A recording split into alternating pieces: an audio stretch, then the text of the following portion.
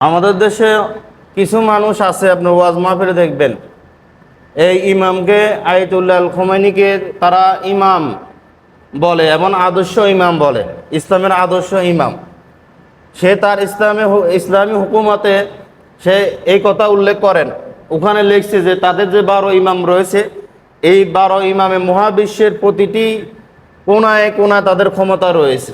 তিনি আরও লিখছেন যে তাদের ইমামের এত মর্যাদা, এত সম্মান যে ওখানে আল্লাহর নৈকটবর্তী কোনো ফেরেশতা বা আল্লাহর প্রেরিত নবী রসুল ওখানে পৌঁছতে পারেনি। তাদের 12 ইমামের মধ্যে 11 ইমাম চলে গেছে, আর এক ইমাম লুকিয়ে আছে। সে যখন বের হবে তখন এই দুনিয়াতে তাদের বাতিল ধর্ম কায়েম হবে, তার জন্য তারা অধিক আগ্রহ নিয়ে বসে আছে। সে আসলে জিহাদ করবে, সুন্নিদেরকে দৌড়ে দৌড়ে মারবে। মা আয়েশা রাদিয়াল্লাহু আনহাকে কবর থেকে উঠিয়ে চিন্তা করে তার উপরে তাকে শাস্তি দেওয়া হবে, তাকে শাস্তি দেবে না, আউযুবিল্লাহি মিন যালিক।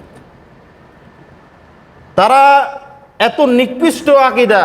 আপনি যদি তাদেরকে বুঝতে চান, চিনতে চান, তাদের আকীদা আপনি জানতে চান, তাহলে চলে যান ইরানে, তাহলে চলে যান ইরাকে, তাহলে চলে যান সৌদি আরবে, কাদিবে চলে যান। তাদের সাথে যারা ছিল তারা বুঝবে, তারা দেখছে তাদের কত বড়, কত নোংরা, কত ভ্রান্ত আকীদা। একজন ফেসবুকে সে লেখছে, সে বলছে ভিডিওতে যে সে ইরাকে 10 বছর ছিল। সে শুনছে যে ইরাকের যে শিয়ারা আছে তারা বলছে যে 10-12 জন সারা সমস্ত সাহাবী কুল্লুহুম ফিন্নার, তারা সবাই জাহান্নামে।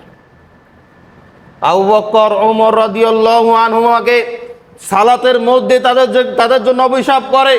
মা আয়েশা রাদিয়াল্লাহু আনহাকে এবং হাফসা রাদিয়াল্লাহু আনহাকে তাফসীর কুমুমিন أجمعين وخص باللعن أبا بكر وعمر وعثمان وعائشة وحفصة وقتلة الحسين عليه السلام। তাদের একটা তাফসীরে রয়েছে, ওখানে বলা হয়েছে যে তারা কাফের, তারা বড় মুনাফিক, নাউযুবিল্লাহ। তারপরও আপনি তাদেরকে আদর্শ ইমাম বানিয়ে দিচ্ছেন। কোথায় গেল আপনার ভালোবাসা সাহাবীদের প্রতি? কোথায় গেল নবী করিম সাল্লাল্লাহু আলাইহি সাল্লামের সেই হাদিস? নবী করিম সাল্লাল্লাহু আলাইহি সাল্লাম বলছেন, পৃথিবীর সমস্ত মানুষের ইমাম যদি এক পাল্লা রাখা হয়, আর আবু বকরের ইমানের পাল্লা যদি এক পাল্লা রাখা হয়, তাহলে আবু বকরের ইমানের পাল্লা ভারী হয়ে যাবে। আপনি কোথায় কোথায় সম্মান দিচ্ছেন আবু বকর রাদিয়াল্লাহু আনহুকে?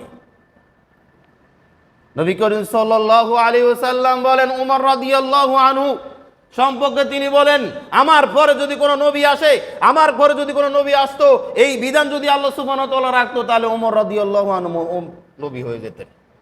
সেই ওমর রাদিয়াল্লাহু আনহুকে তারা কাফের বলে, নিকৃষ্ট মানুষ বলে। এই জন্য ইহুদিকে জিজ্ঞেস করা হলো তোমাদের মধ্যে সবচেয়ে ভালো মানুষ কারা? ইহুদিরা বললে এক কথায় তারা জবাব দিয়েছে, আমাদের মধ্যে সবচেয়ে ভালো মানুষ হলো তারা যারা মুসা আলাইহিস সালামের সঙ্গী ছিল। খ্রিস্টানদেরকে জিজ্ঞেস করা হলো তোমাদের মধ্যে সবচেয়ে ভালো মানুষ কারা? তখন তারা বলল যে আমাদের মধ্যে সবচেয়ে ভালো মানুষ হলো ঈসা আলাইহিস সালামের সাথীগণ।